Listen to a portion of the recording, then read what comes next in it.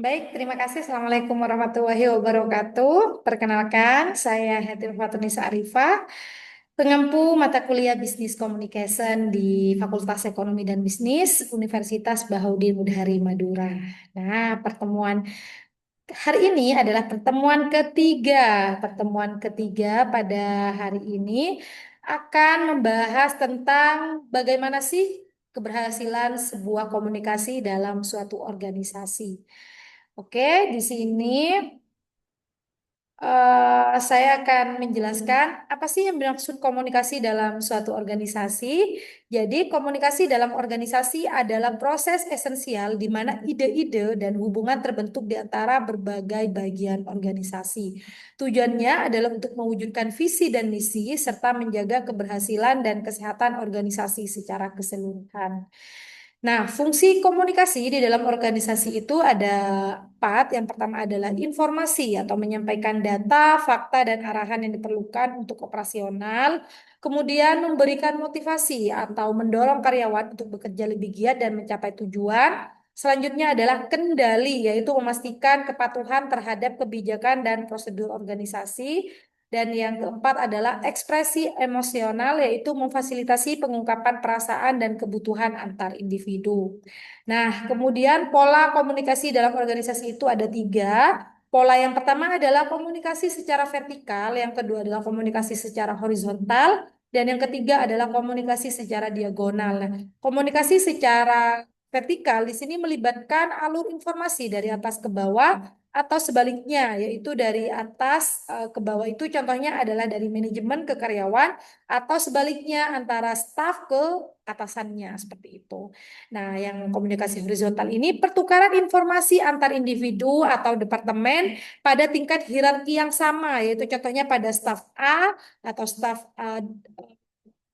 keuangan dengan staf pemasaran misalkan seperti itu, yaitu horizontal pada departemen atau tingkatan yang sama.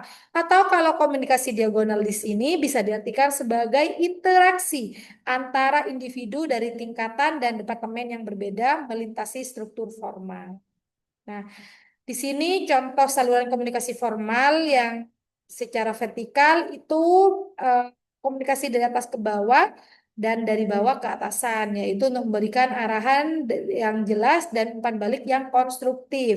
Contoh pemberian instruksi kerja dari manajer kepada staf atau laporan kemajuan dari staf kepada manajer. Kalau secara horizontal itu contohnya adalah rapat antar kepala departemen untuk membahas proyek bersama atau email koordinasi antara anggota tim proyek. Nah, di sini di horizontal ini lebih kepada memfasilitasi pertukaran informasi dan sumber daya di antara rekan kerja. Nah, sedangkan kalau diagonal di sini lebih kompleks di mana memungkinkan fleksibilitas dan efisiensi dalam organisasi yang kompleks memecah hambatan hierarki seperti itu. Contohnya adalah manajer pemasaran berkomunikasi langsung dengan tim produksi untuk mendapatkan informasi tentang ketersediaan produk. Nah, berikut contohnya kalau dari pimpinan ke bawahan itu vertikal, dari staf ke pelaksana itu vertikal, tapi kalau dari staf satu ke staf lainnya itu horizontal, tapi kalau diagonal itu adalah staf satu ke pelaksana tiga, contohnya seperti itu. Nah, cara mengelola komunikasi organisasi yaitu adalah perencanaan strategis, memilih saluran yang bagus, kemudian umpan balik yang aktif, dan evaluasi secara berkesinambungan untuk mengukur efektivitas komunikasi secara berkala dan melakukan penyesuaian.